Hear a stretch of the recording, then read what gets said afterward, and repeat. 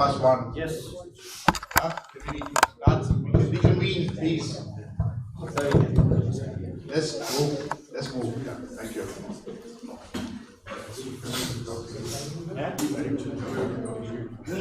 We have 1 hour chairman.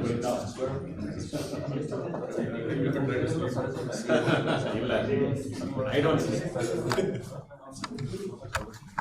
Rajesh, should we start? Yes, sir.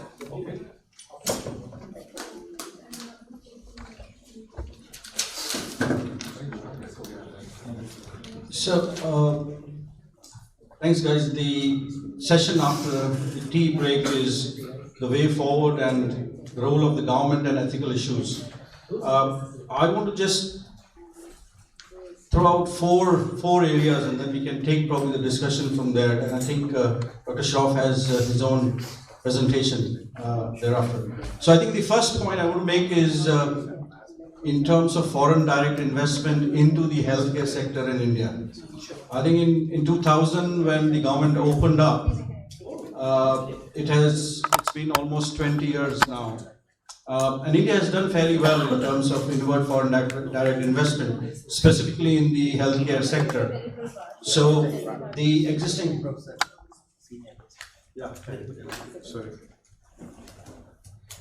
I think the existing 2017 figures were 62 US billion, and the expected is to be 132 by 2023, 132 billion. This is specifically in the healthcare sector, foreign inward direct investment. And it is across investments in hospitals, medical devices, clinical trials, outsourcing, telemedicine, medical tourism, health insurance, and medical equipment across the range. And these figures and these plans and these strategies are figures from the government itself, Invest India. So as of today, we are well on track to achieve the 132 billion foreign direct investment. However, the question is, which states are these going to? Why are some states more attractive to these investments as compared to them? And the answer is clear that the governments that support these foreign investors, these companies will go there.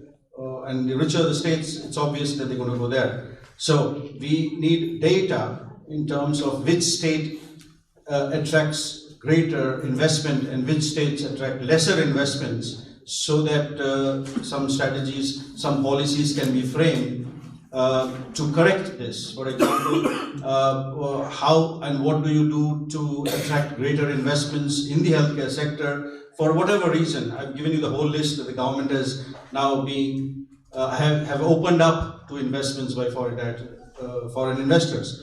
And so really, how can we and what can we do for investors in healthcare to be attracted towards, let's say, Haryana or Uttar Pradesh or Bihar, as an example, or even Uttarakhand or the other smaller, newer states.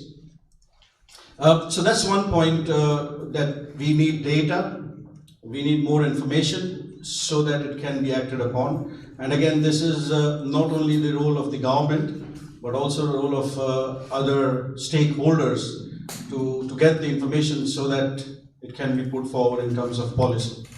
So that's the first point.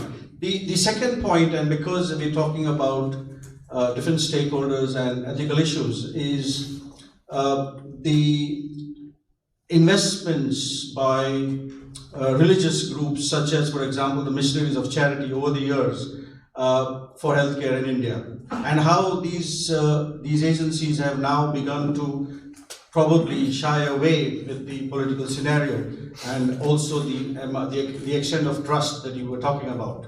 How there have been cases of misuse of these funds by these religious organizations that have been sending money for healthcare in India, and it's like no other than the other investors. So I think what is being done and where are we headed? Also, I think the reason that these religious institutes that have been sending money for healthcare in India is that India is now doing very well financially, so you don't need our funding. However, there's a disconnect clearly in terms of how there is still a vast underbelly that still earns less than $2, which is the United Nations sort of yardstick of income. And so, again, that's the second one. The third is the brain drain of doctors and other medical professionals, and the reverse brain drain. And just a very quick example about my classmate in the UK, who was one of the top orthopedic surgeons globally, Dr. Vishal Sahani, who was in the UK and then returned to India 8 years ago, resigned from his position to start a hospital in Nagpur. 5 years down the line, his investment was stuck with the Reserve Bank, and he left and came back to the UK. So here he was with his whole team to start one of the large orthopedic hospitals in central India, but he returned. Now this could be an isolation of cases, but I've been hearing it a few times. Now,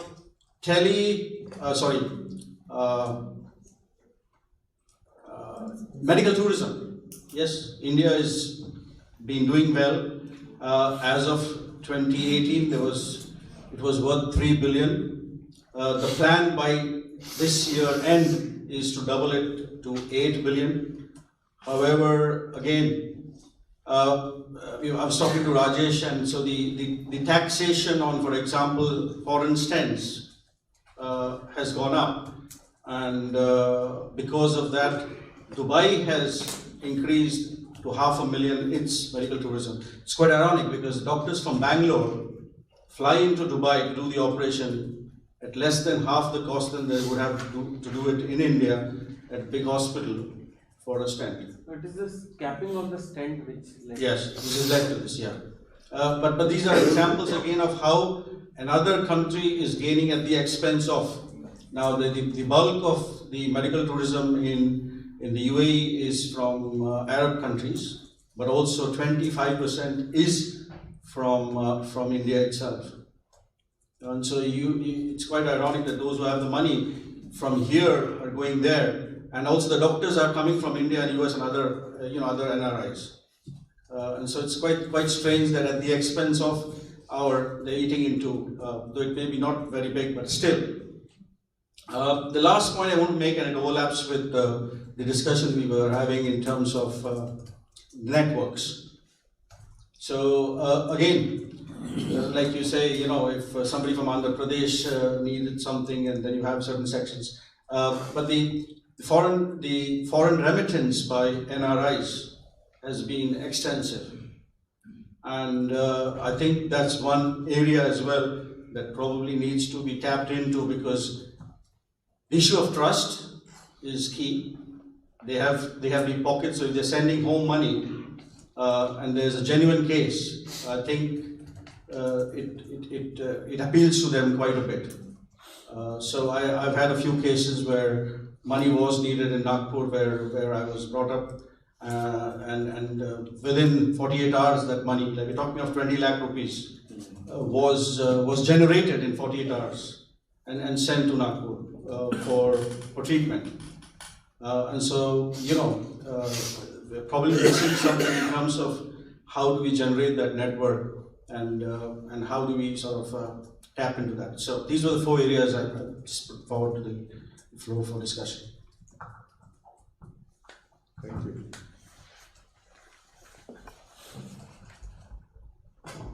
Thank you. That's a good wrap up of what's been going on. I think the last session, is there a gentleman joining us from somewhere else on Skype? Are we going to connect to him and then I start? We are trying to get connected Okay. with Mr. So do you want me to start or shall we wait? Yeah, sure. So I have brought a small presentation together. I mean, when I heard about this conference when I was here about 6 weeks back, I said to Rajesh that this is an area of interest for me. And one of the reasons I came here was to float this idea of looking at this ethical, legal, and social implications of digital health in this space. And I think at this moment of time, we require this in India desperately. We've had discussions since yesterday. We've heard, many voices, some of dissent, some of frustration. And, I sympathize with those voices. And that's the reason why I think at this stage, we need to probably look at a voice, collective voice, and form some kind of forum. And internationally as well, this is not a term which I have invented in any way. Internationally also LC is now a movement for like-minded people. And that's why I felt I should talk about this in this forum. So we have Professor Amit Karna with us. Yes, I am it. Strategy area. Fantastic. Good time to come and join us. So that's, while we are waiting for this, I know time will run out because I need to finish by 1:15 so I can go to the airport. Your call has been forwarded to an automatic voice message system. John. Basic Is not available. At the tone, please record your message. When you have finished recording, you may hang up or press 1 for more options.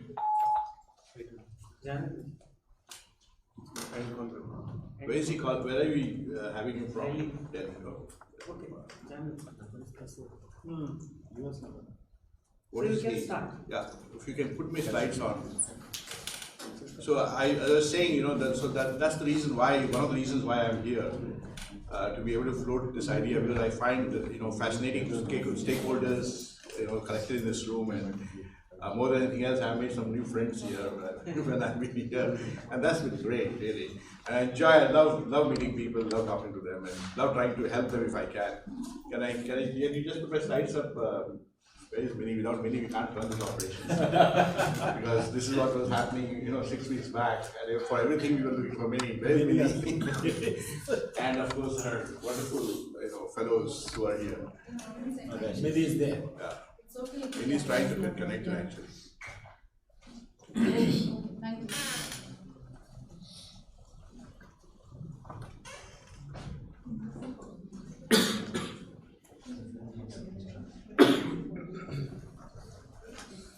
So, can I change the slides from mine here? Do you have a? Good.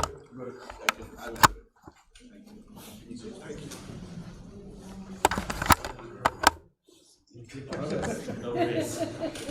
I was only one who did not get it. I'm sorry. क्या किया मैंने किया क्या आपने किया? Hello.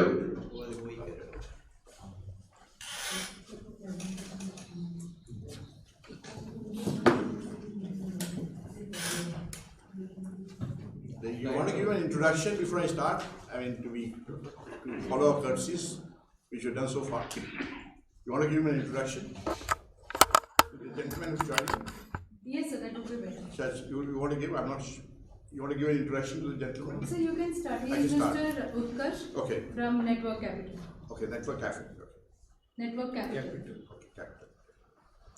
So, where is Yeah, shall I start?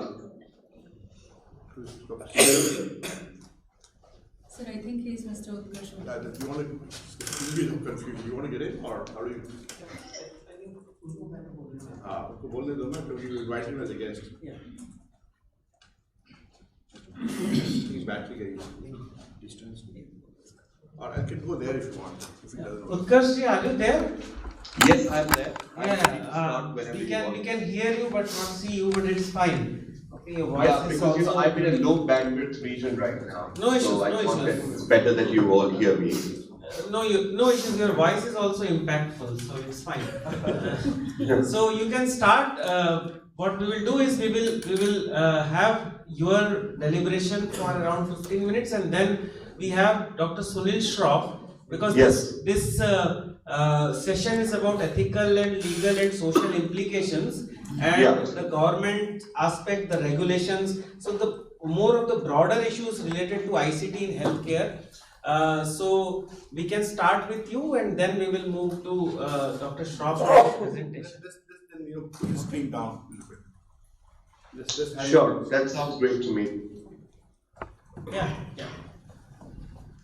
All right. Good afternoon, ladies and gentlemen. Thank you very much for giving me the opportunity to share some thoughts on the legal and ethical aspects of the kind of healthcare system that we want to build in our country. And I just want to share a short example of my experience in Harisa, which is now recognized as India's first village.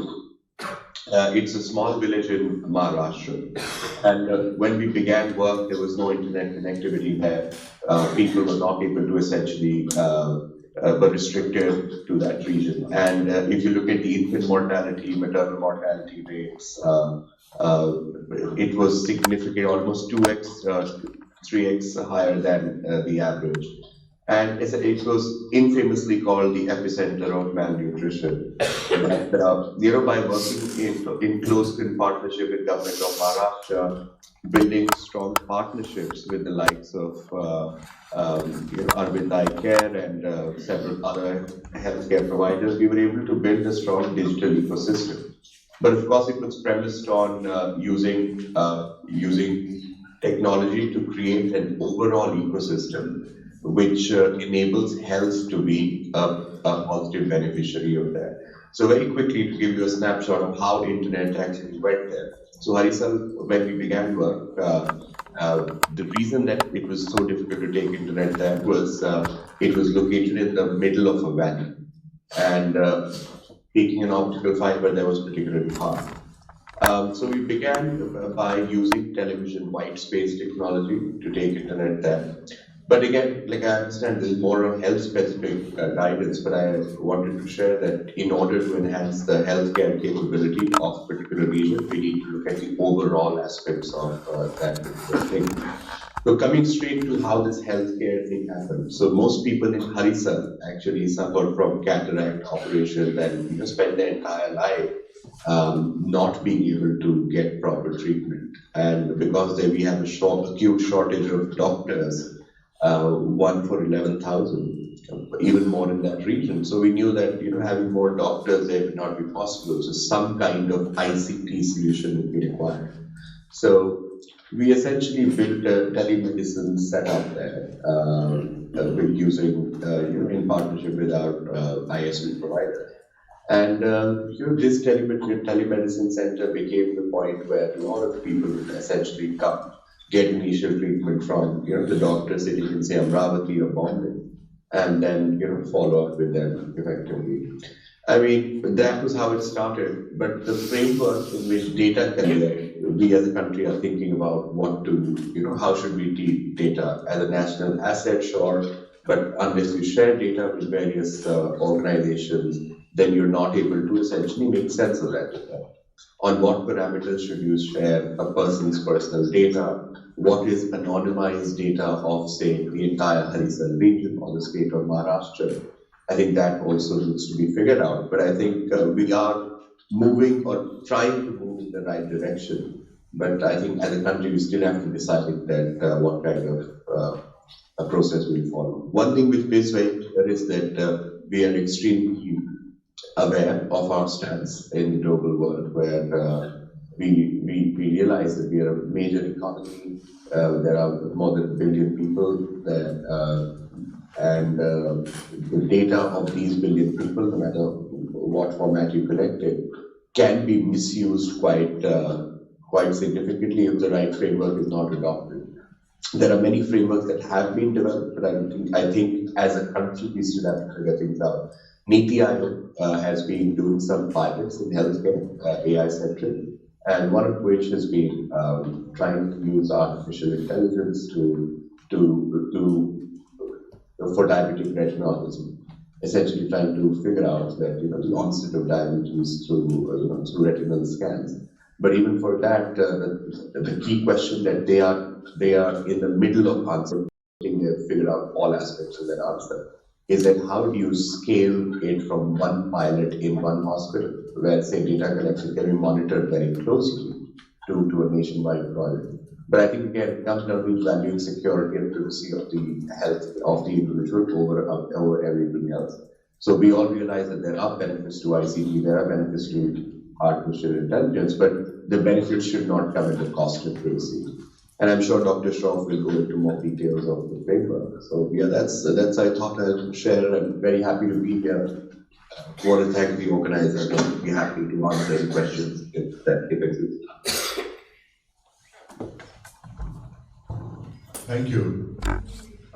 I think I'll do a short presentation and then we can have a discussion after that on the topic. Sure. So actually, I'll have to take a flight, so I'll have to follow up with it a little later. Sure. But I'm going to catch up with the notes that Ahmedabad shares, and then we can continue the dialogue. Yeah, safe flights. Thank you. Thank you very much. Thank you, Utkarsh. And yesterday also we had a in-depth discussion. In-depth means within the time permissions on data and aspects related to standardization, availability.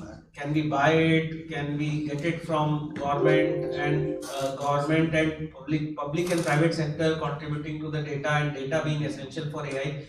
I will share the proceedings, not formal proceedings, but the thing will be shared with all of the stakeholders who have been a participant of this conference after say 1 or 2 days, and then I will get back to you on this.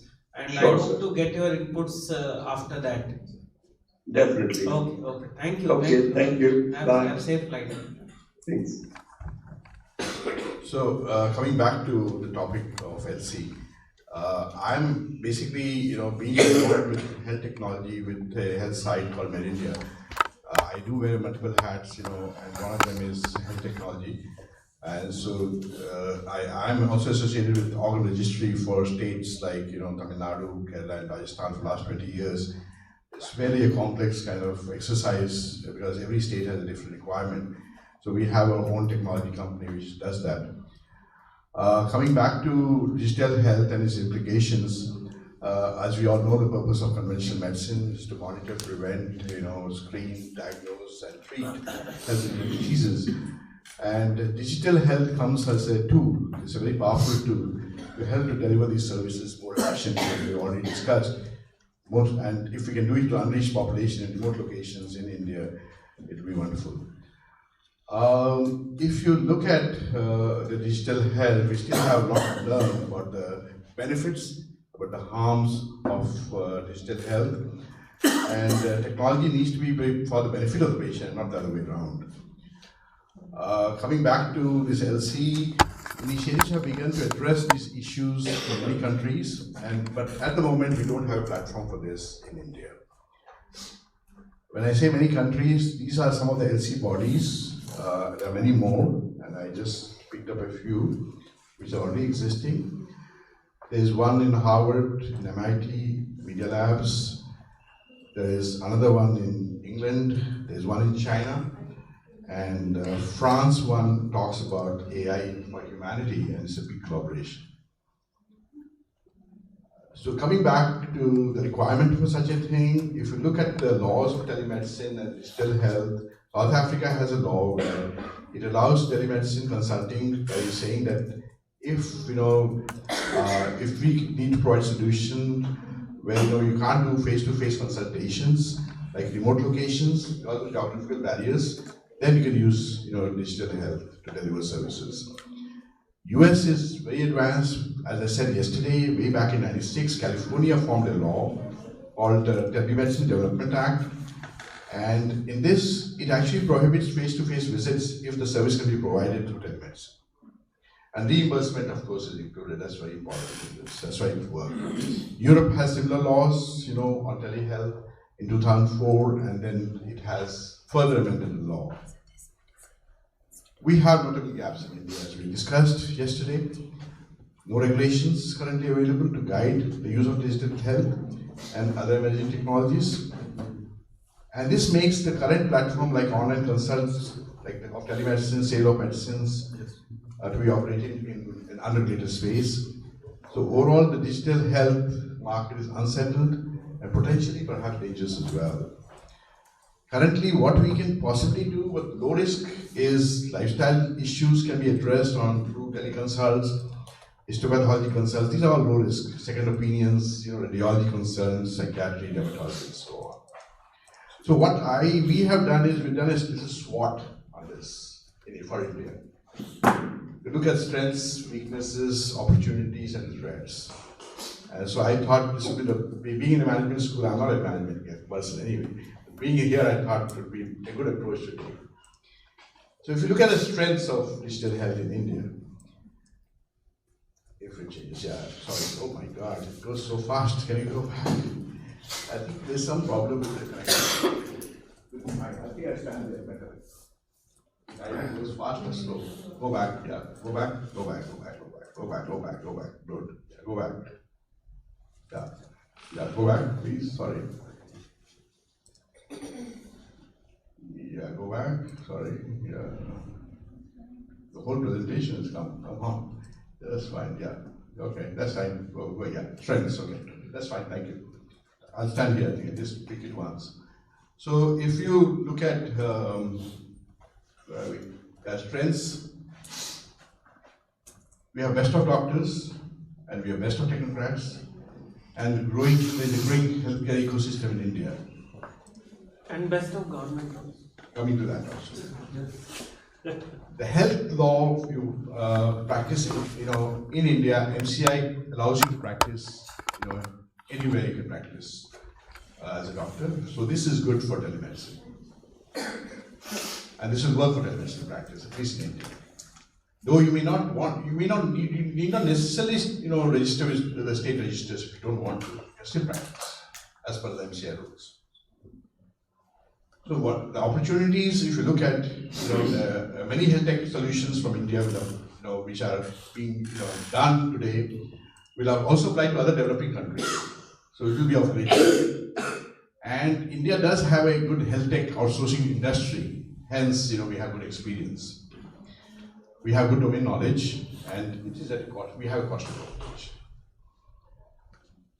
I'm coming to the government now. We have Ayushman Bharat. We have a Prime Minister who is very keen for digital health. We have health insurance who wants digitization of health records. We have 300 million smartphones. And we are talking about 5G from 4G and should be there. Definitely in the last 10 years, connectivities have improved, although we've seen some challenges here.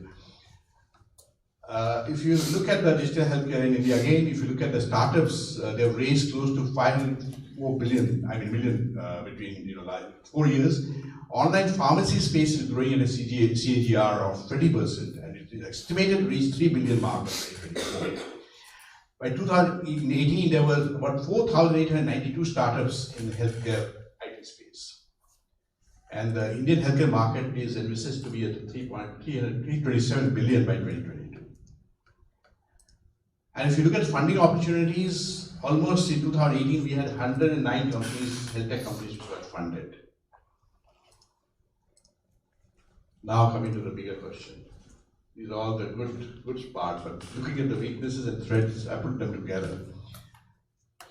What are the implementation challenges? The WHO report in 2016, which is not too long back, states that 57% of practicing allopathic medicines doctors are not qualified, which indirectly indicates they are quacks.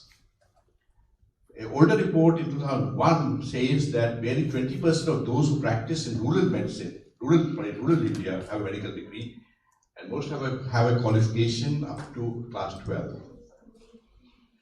So many quacks also regularly perform surgeries, like anal fistula surgeries. We know that, piles.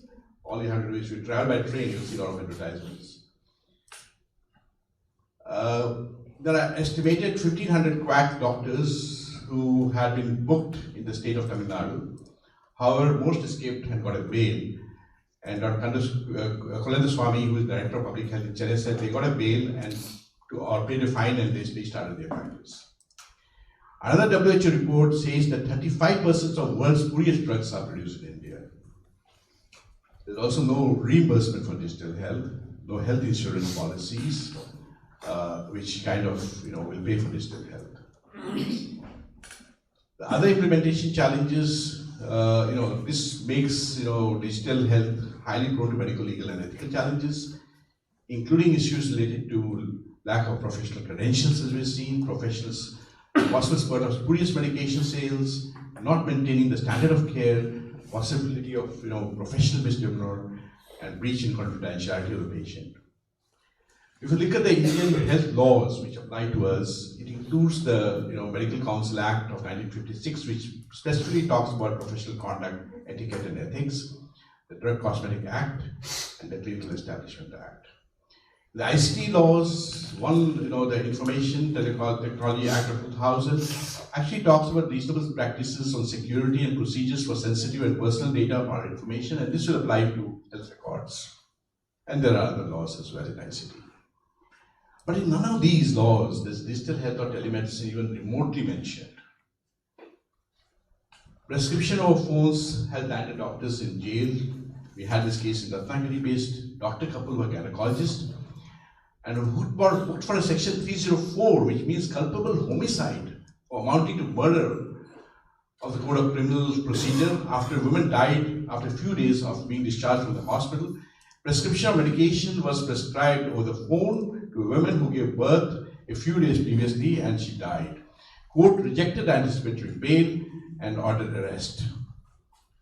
And these were some of the headlines: prescription without diagnosis and culpable negligence, Bombay High Court doctor couple, and clinic's license was suspended. And actually Supreme Court came to the rescue of the doctors and said you cannot arrest those doctors. And imagine the amount of trauma they had when they had this. This is again not changing it. Suddenly jump, okay. And then IMA issued a statement saying that avoid telephonic consultations for doctors. This came in last year or 2 years back. And then there was another case on online medical consultation, and Dermatology Association of Karnataka made a complaint to Karnataka Medical Council, and they came up with a statement that online consultation and so on is illegal and should not be practiced, and unless a doctor has seen a patient personally, should not prescribe. And they came up with very strong statements which really shook the whole telemedicine community in the country. Ranga knows about it and some of us know. I don't want to go into great detail since we don't have so much time. If you look at the malpractice law that applied for doctors as well, the most common charges faced by the doctors, as you saw previously, were 304A of Indian Penal Code, endangering life or personal safety, causing hurt by act of endangering life, and so on. All these IPCs apply to doctors as well. And many doctors have been put under these IPCs in the past.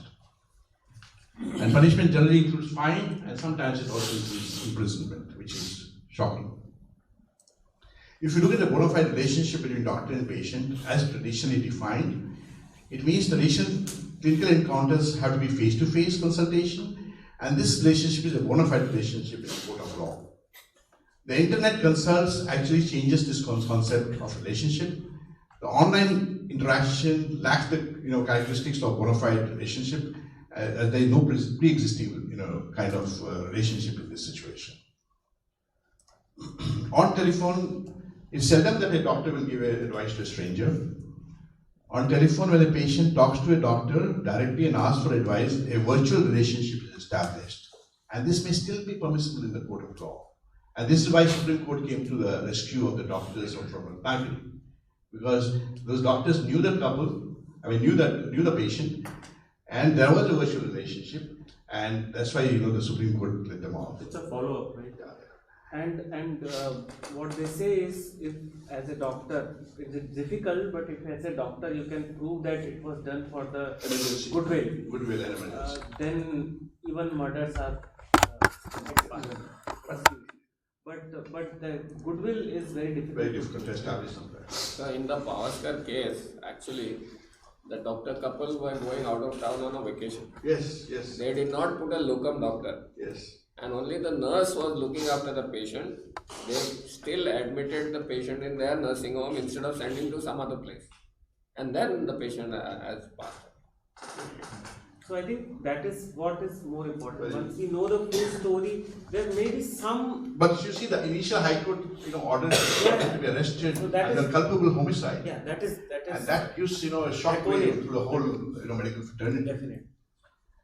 And concerns by email, as no relationship is established as anonymous, diagnosis and treatment becomes a challenge. In video consults are not 100% confidential. Both doctors and technicians are most of the time part of the consultation process, there are technical equipment faults possible, diminished capacity of consent, and so on. And they do leave a lot of footprint. Also, there's a tort element. When there is something which goes wrong in one place, the tort element applies, and it will apply to telemedicine as well, where wherever the injury or harm is caused is the place where the case can be put forward. And if, let's say, I'm doing a telemedicine consult and from Chennai, and some patient is there in Kashmir, and he puts a case against me, I have to go to Kashmir to defend myself. The patient is not going to pay, and that's the tort element. That medicine is also dangerous. Yeah? It's very dangerous. That Yes. medicine is also dangerous. Yes, that's why I'm trying to just explain. So you need to look at where the relationship is established in such a situation, and was there face-to-face consultation between doctor and patient, was it done previously, and then you're done a consult and so on. And did was the patient examined? And when you actually some of you who are actually doing these things already, in medical litigation there's something called, good records is good defense, bad records is bad defense, no records is no defense. This is the usual kind of thing any lawyer will tell you. So keep good records. Online drug prescription is a bigger challenge, and areas of online prescription, Indian courts have stated that prescription should not be ordinarily given to a patient without actual examination.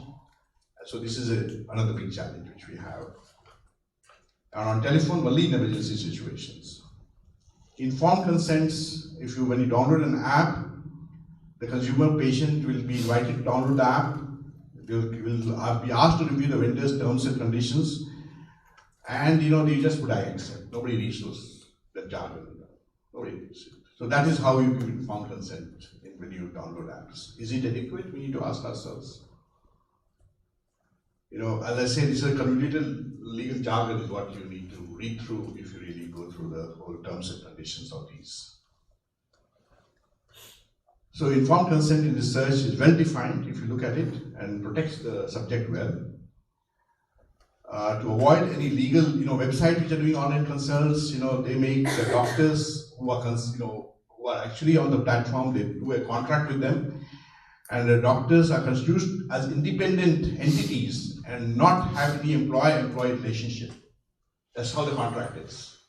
If you do an online consult and if you're on the panel, So the website itself doesn't take any responsibility. So how about Anko.com regarding this? So we also have, we cannot have an employee relationship, but we provide indemnity against any kind of legal thing. Even if a claim is made, the defense also is provided by. So this may be a little different, but normally our websites don't do that. And by doing this, what doctors need to know is how does this protect? Are they protected? If you go back to the eBay case which happened in India, which some of you maybe still remember, the CEO was arrested, and it was just a kind of a transaction which happened, and some sex-related video was bought by from a site by a customer, and that went to the police, and the CEO got arrested in a knee-jerk reaction, and there was a huge amount of hoo-ha in international circles. So in India, when something goes wrong, the police will come and just arrest you. So you have to be a little careful. So,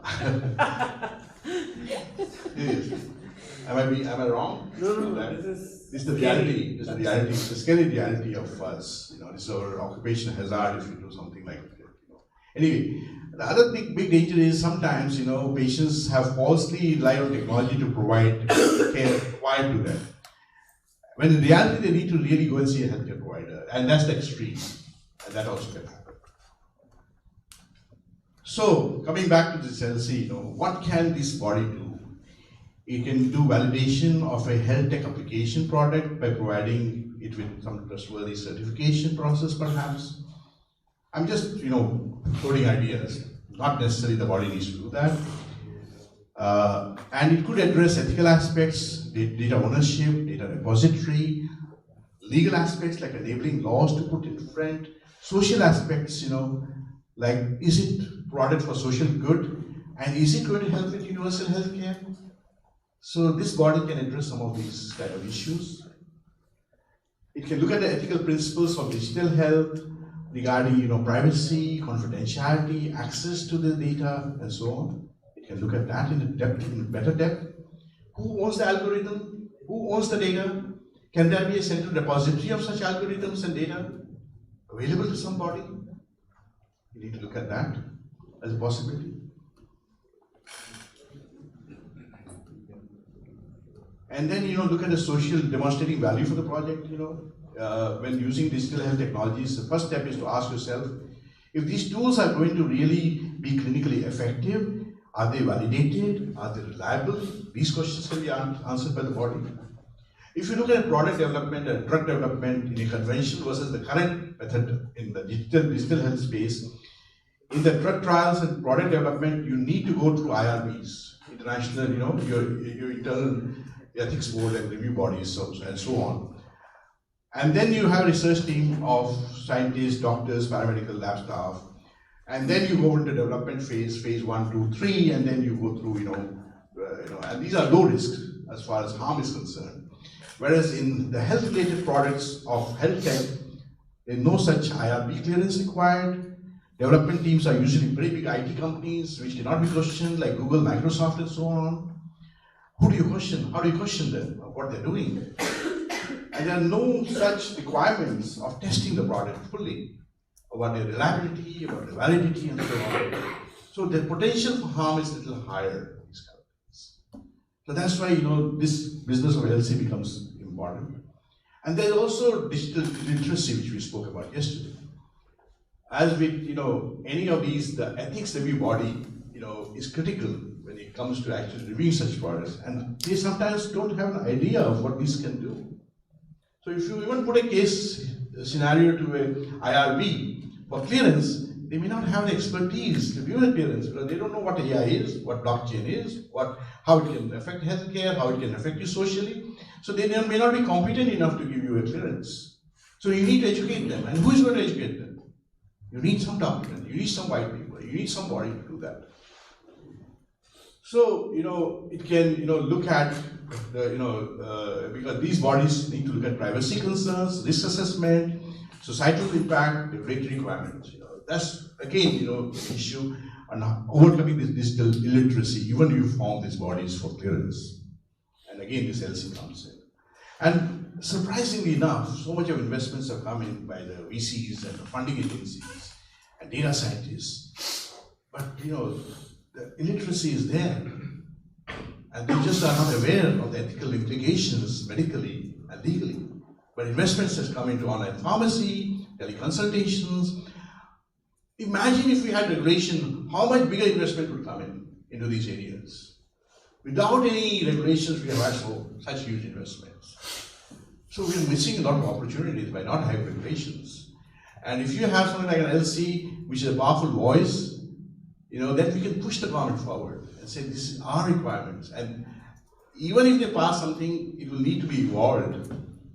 So that's why you need a third body, independent body, in some organizations, which can own this kind of, framework and have stakeholders with those ethics, which can lead the show. And, I think, IIM perhaps is one institution that can own it, but it cannot own it on its own. It needs other stakeholders to join, which are equally ethical. And there could be members, like in the room, who are from diverse background.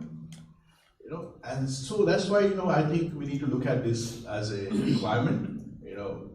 We need to take our healthy tech ecosystem forward and address these issues of law. And you need to have a voice, a collective voice, and change those old laws, whether it's MCI laws or whether it is laws related to privacy issues, what needs to be addressed, and so on. So that's why I think, LC is an important area to look at as we go forward in digital health and the need of the hour. It's a rapidly emerging field. And I think as social advocates of healthcare, these kind of forums are the right forum if you want to achieve this universal healthcare by using digital health as possible. Thank you.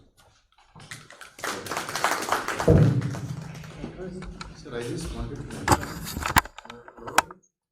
times for chronic disease management, we cannot, be able to follow all these guidelines.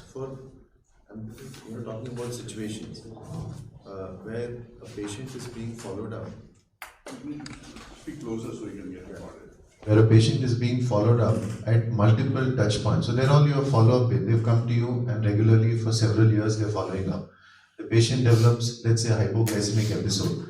I cannot refuse to give him an advice over the phone. I cannot say, okay, boss, you come tomorrow. By the time... So emergency advice by healthcare providers now on the phone. So that will not land you, suppose... Especially if you have, I'm not going to go into a lot of legality of it. I don't want to go into micro levels. I want to talk on macro at the moment, because we can't go into those micro discussions and forget, over the overall idea of doing this presentation only. I understand what you're saying, but this can be discussed, obviously. But do we need something like this, like Nancy in India? Is it time to form one? Is my line of discussion.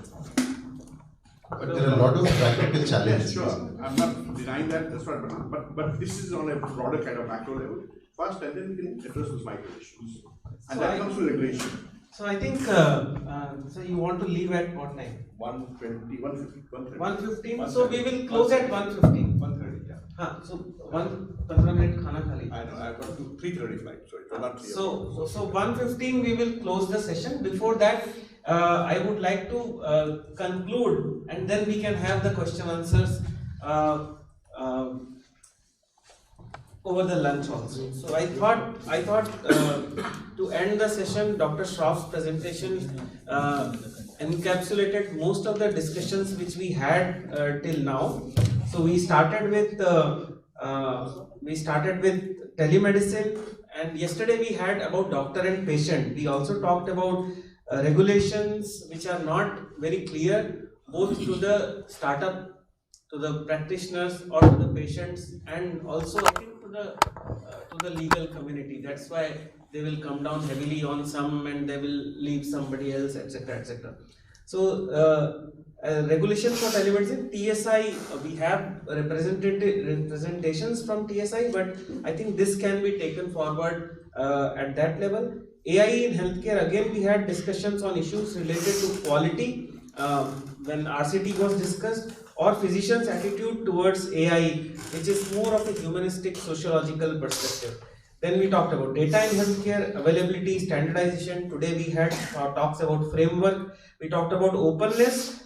We want openness, but confidentiality and privacy should be respected.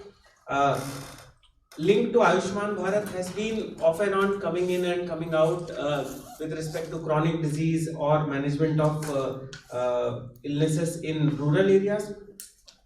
Involvement of pharma for initiatives, because they have deep pockets, and there were some initiatives which were discussed. Humanistic approach for humanistic approach for IT in general.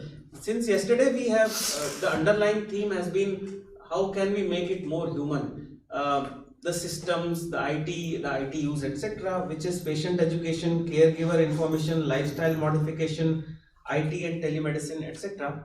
Then we also talked about digital capacity building, digital divide, and the digital divide with Mr. Petro highlighted was how do we reach the very much unreached, which may not have access or capability to use digital aspects of the healthcare, digital technologies for healthcare. We talked about self-help groups and how can we empower, make the ICT for empowerment of these self-help group, and we talked about ICDS CAS.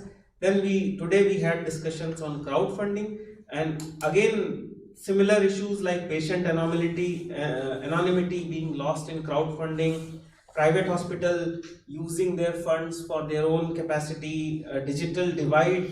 That means, do I have a network access to network? If I have, then why do I need crowdfunding platforms? But crowdfunding platform depend upon the network, all those issues. Disease specific aspects, we were discussing adult cirrhosis versus children's cirrhosis. Legal and regulatory aspect, again, who uses the fund and how efficiently. All of those things were discussed, and to end the session we had the discussion on legal aspects, the framework, broader aspects of LC. I think that we can take forward if we want to take one thing concrete. We had lot of discussions. If anybody wants to add to this, this is just a cursory list which I thought I would come out with.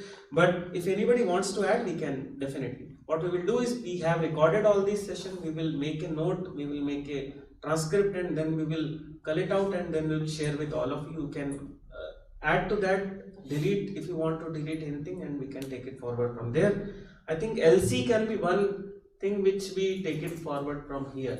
And at IIM Ahmedabad, I can vouch for myself at least, and there will be some other faculties who will be interested in taking this forward. Especially we have technical support.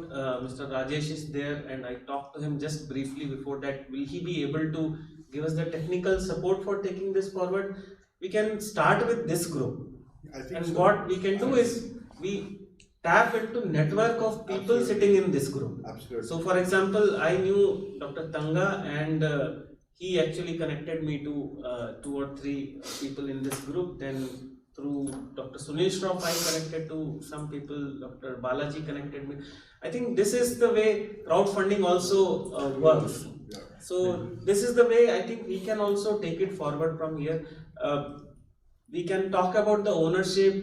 We can make it in the digital world. Why to own anything? Okay, when Uber does not own anything, why should we own the platform for? We need to create a template which is acceptable to everybody, and then have a narrative. This is just a seeding of the idea. I think if nothing comes out of LC, that is also fine. At least dialogue will happen. So the legal issues. For example, if we can include some lawyers. Lawyers are missing in this group. But you need to include lawyers who actually know technology and how to use the law for technology. Other than get lawyers who have who will give you a picture where you all run away. But so even that picture is required. So there I can help you. In the telemedicine conference in Jaipur, we had one lawyer who was actually working on the telemedicine aspects. Okay. As concerned to Indian, she and the telemedicine society people have put together this document, and then now they are taking it to the government. So I will connect her to this group. So that the group becomes Sure. Bagmishka. Her name is Bagmishka. Really thankful to Dr. Shroff for bringing out this point and really highlighting that there is no law right now governing the practice of telemedicine. And but Telemedicine Society of India has taken it up, and of course you would need much more discussion. I'm aware of that. I'm and president many more of the lawyers. Tamil Nadu Telemedicine Society at the moment. Yeah. So I'm very much involved with your society, and I know I'm an old member, and I know what Telemedicine Society is doing, and it's doing wonderful work. But we need to collaborate, and we need to have different stakeholders. TSI is a very important stakeholder in this. Yeah, so that's what I said. We have 2 members. I disagree when you say old member. You are a member. So I would say law is one aspect, but what we discussed is much more beyond the law. So, for example, data ownership. Maybe there is one legal framework or one legal point of view or something in black and white, but ethics goes much beyond beyond law. The Information Technology Act has a lot on data, and actually the EMR thing will apply with that. You can easily do it. We can easily put it together, club it together. So the National Law School has a working group on digital health. If you wish, in Bangalore, that can be connected as well. Because they're an academic body. And they do consider and you need a lot of academic bodies in this. So what we can do is we will take the help of Mr. Rajesh for this initiative. We start this. I don't know when. As soon as we are ready. We just informally started. Yeah, informally. And then put it up somewhere, and then you'll see internationally also. See, China has one. All these countries which are coming in digital health have one body such. So we can announce our body. We can put all of us as stakeholders, and then make a template, and then have another meeting. Let's say 3 months, 4 months. Once in a way. You don't have not in 3 and 4 months. I would suggest in February conference we have a conference on healthcare management in IIM Ahmedabad on February 14, 15, 16. You can launch your feature. We can launch it there if time is okay for, I don't know that technologically how much time it will take to think about it. The second aspect is till that time, on 14, 15, 16, whenever we fix a date and the schedule, I will communicate to all of you. You can actually connect to important stakeholders whom do you want to bring in, add on. And maybe personally, if they are able to come, that's fine. If not, then Skype is also fine. Yeah. It works reasonably well. That we have already seen. And this will be the room, I think. Mini yehi room? So this is the room. You will come back to the same room virtually or physically if it is possible. Space will be arranged differently. It's not a round table. So in that we can have one session on the LC in digital. Yeah, right. Okay, so that is finalized, and from that we take it forward further. Till that time, we bring in the technological and the initial group. After that, we expand it So further. we are talking of the same LC, which is ethical, legal, and social implications, Yeah. which was part of the Human Genome Project. No. Because that I is mean, what the terms are the same. I mean, it doesn't make any difference. But LC has been around for a little while, and maybe there is an LC for your Human Genome Project as well. But I'm talking about LC for digital health specifically. Yeah. And in the That's Indian when it context. started in the US, actually. Who's the custodian of LC in other countries? No, they are just bodies like us. You know, it's are independent voices of stakeholders coming together and talking the same voice and stating to the government, this is what we want. And that really works because these are important voices. You know, if you get, you know, so there may be even a politician involved with this with you. I mean, you know, if somebody's there who can speak the same language and who's aligned to your thought process, the only thing is take people with the same thought process. So that you have those creating a stakeholders. voice of a body which is collective and about these issues which are extremely important. Absolutely. And maybe we can name it whatever we want. And LC is a well accepted terminology internationally. Right. So we can say LC India. Okay. And IAM is one of those bodies, and some of us can put our names and we can say these are the bodies who are supporting LC. I can talk from one foundation, he can talk from Liver Foundation, you can talk from I can also talk for TSI Tamil Nadu chapter, you can talk for Chandigarh chapter. So already you have 5 people supporting it, something like that. So there's one more organization called Digital Health India. There you go, Digital Health India and Rajesh's organization. I can tell you we can bring Digital Health India into this. Group.com. I mean, it doesn't matter as long as we are on the same platform and we have the same social good as our in our heart. Eventually, that's what matters. Yeah. So if there is a format where we form the group, we form the platform, and then disown it immediately. If that is the format, then that would work better. No. What do you mean by disown? Disown means we don't control it. You don't control it. But at the same time, you need to have. It's not a formal body. It's not doesn't have a president, secretary, that kind of. Yeah. I don't think we should go into that formal element. You should not let it get derailed. That's all. In India, sometimes you have to be very careful that it should not get derailed. Yeah, so that's why that control you need to keep. Otherwise, sometimes it can do that. But at the same time, it has to be an open forum for platform. Not a closed platform. Yeah. And you will have to invite voices of dissent. Yeah, and at the same time, you will have to have those voices also speak. And that's perfectly all right. Yeah, that should be there. If dialogue has to happen, voices of dissent have to be there. So I invited Professor Ritika Khera. She could not come, but she is anti-Aadhaar, anti-data in That's fine. I mean, I invited her to talk about NHS, the National Health Stock, and what does she think? She means the community which she represents. These type of voices will be. You guys ready? Taxi at 1:30. Oh, taxi 1:30. Okay. So, but we see you down for lunch.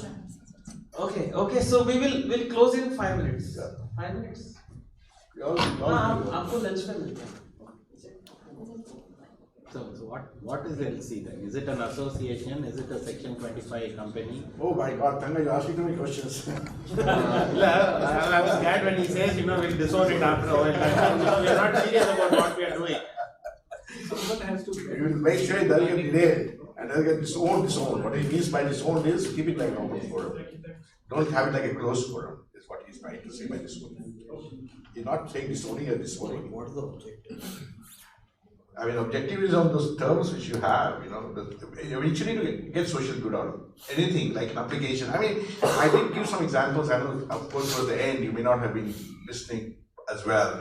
You could also make a validation certificate. Let's say there's some onco.com. Onco.com comes to LC and says, today IMA, if you go to, they have no clue.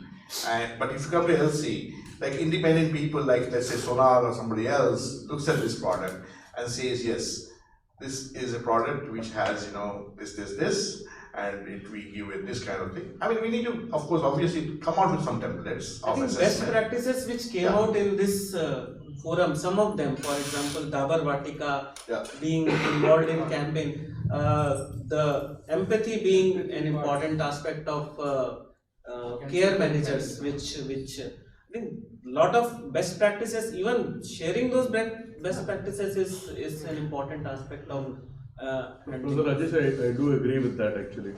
So, I mean, if we are to create some sort of consortium, for the want of a better word, I think the learning for me here was the excellent work that's being done in India in different environments, and I would never have found out about that. For example, about the kind of care groups that you have for caregivers actually, So and things like that. So even listing them in a standard format in a place that is accessible for everybody, including members of the group, that would be a good start actually. I look at it like a supporting body. So let's say TSI is having a conference, I'm just giving an example. LC will have a session. We are not going to compete with TSI or anybody else, but we want to have a session for digital literacy. No, sir. Actually, the point is we are not a body now. That's the difference. That's the distinction that. So if you look at the Istanbul Declaration, Kunal, I will compare this with the Istanbul Declaration we have for organ donation and transplantation. So it's a group, which is independent and which is there everywhere, and you can't say it's a body. It's like-minded people coming together, talking the same voice without having, too much of politics within themselves. So the credibility depends on its members, right? Yeah, so we can conceptualize it as a colony rather than a community. As a community or a colony. Community is a better word. Community of people. Rather than a formal body with a president as a district. But you need to have some kind of structure where somebody leads this show. Otherwise, what happens is the responsibility doesn't get. Anyway, we talk about it as we go forward. There's no harm. This is just as I said, an idea which is seeded. It needs to be discussed a little more, and it requires more time. You can't do it when your lunch is going to just happen. But I think if in principle the idea is agreeable, then we do it. 14, 15, 16 Feb. There are different dates. Why? Because of Valentine's. No, Valentine's In fact, I will say like this: it should not be a very, very formal group, informal group, but with some structure. What if formal group? They get crystallized into societies, which end up with sometimes dies also. It is going to be the first thing is going to be apolitical. Yeah. First thing, I think, if I were to write this one, it will be apolitical. And how do you keep it apolitical is going to be, now again, we think about it to make sure that there are no power centers within the body. Yeah, so that's why I said community. And second thing, what I was saying in the morning, I think probably you were out that time, na? One thing which I often said to my student, sometimes what happens, digital health is good.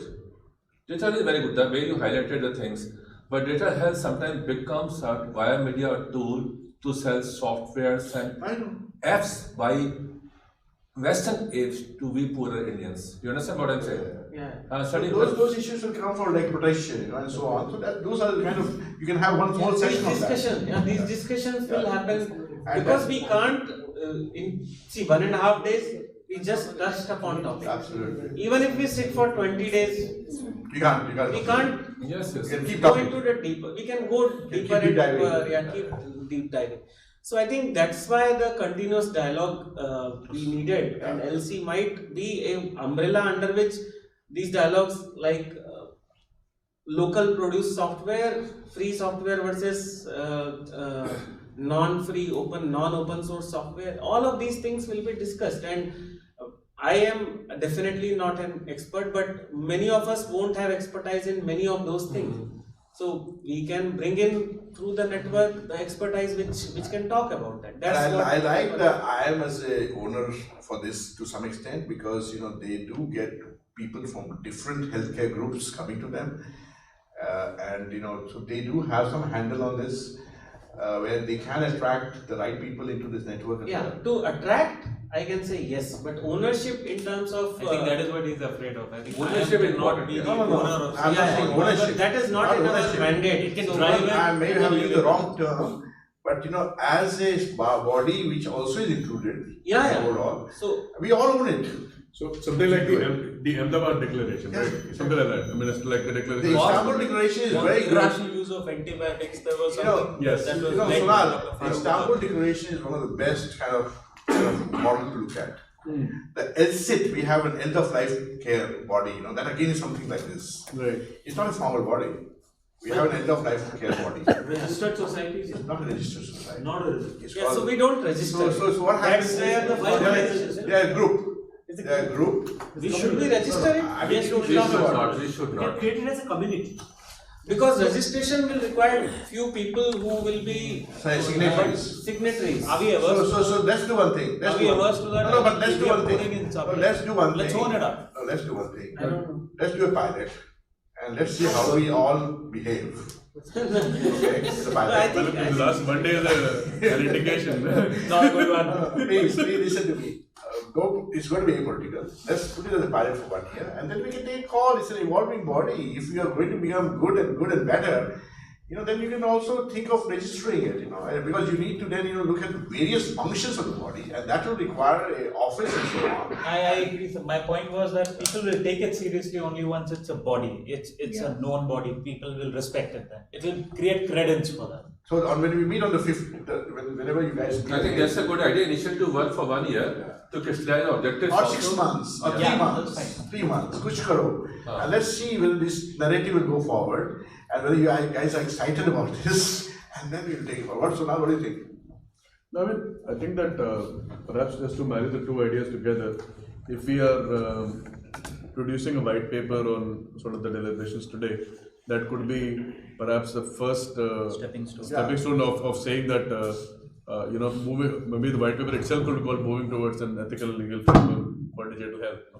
So that's sort of at least making an introduction that we are thinking about this. We are thinking about this. And we started this discussion. And these are the things we've done. And then we put that idea out. Hopefully that attracts a few people who are interested in the same things.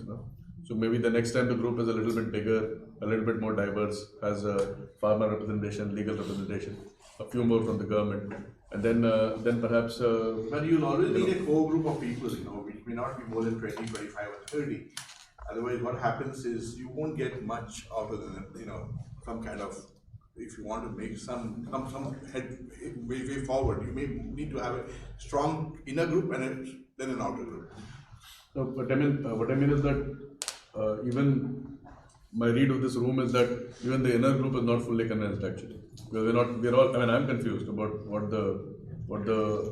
how this is this a body? Is it a society? What is it? But I don't want you to be confused on that. I just want to know, in principle, you think something like this is needed or not. First of all, you need to answer that. No, agreed. If you need it, then how do you form is the next question. No, need. This is only a seed. No, I think the need question is all answered. We're all here, So at this that point. is what We you all wanted to know answer this. first.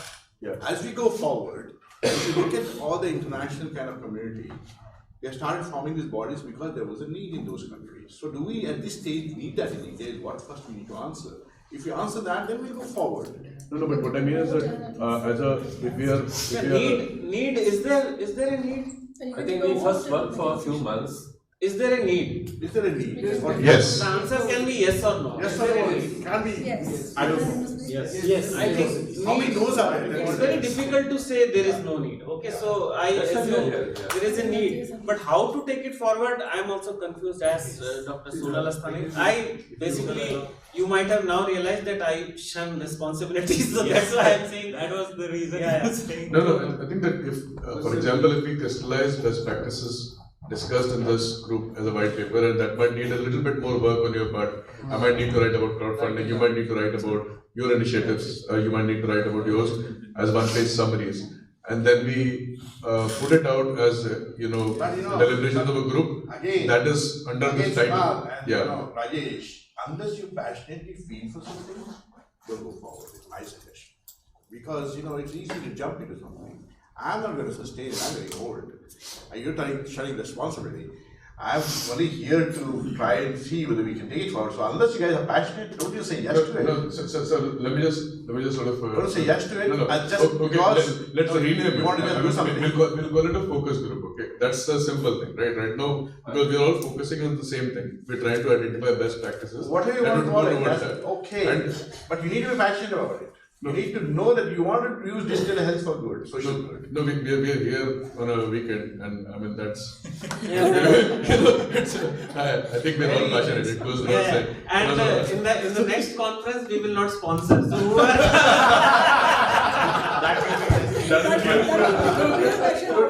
that will be the So what we can do is I think focus group, community, those words rather than president. That is the thing which I am afraid of. Being part of a core passionate group which wants to work, those responsibility I am fine. But as soon as somebody said, "आप इसके president हो," तो मुझे बुखार. So that's why I said apolitical. First. You can form it like a special interest group or something. The need is very big. There are so many good initiatives that get fogged out because there is so much ambiguity around this. People don't know. As I said, many use doctors whenever such incidents are reported. Exactly. Many good doctors who can provide the services are lost. So many such initiatives are getting fogged out because of ambiguity. So at least this body can start working around building some kind of clarity or some, at least some discussions can start in the social group. And making it registered and all doesn't matter. Like onco.com we registered after 10 months of operation. When our investors asked us, do you have a company? We made a company later. So we were like, okay, let's make it, let's do the pilot and all. It was successful. At the last fag end of it, we did it. So that's not so important. Nobody is asking our certificates. Okay, so focus group or community or something like that we will frame, and I would Rajesh and BioQuest. Some deep pockets also. You need to, if you want to have bank some account, experience. Some experience. If you want to have bank account, you need to. Just remember. Initially not. I think we should put some fund for this. I will need to give 1 lakh of rupees. Okay, so we will close it here, and thank you so much for being here. Not a formal closing as of now. We will go for lunch, and then many of you will have flights. Some of you wanted photographs. I will be there till 4 o'clock, so we can go there and click photographs. We can visit the campus and have tea, coffee, etc. Depending upon your flight. Sure. Thank you. Thank you.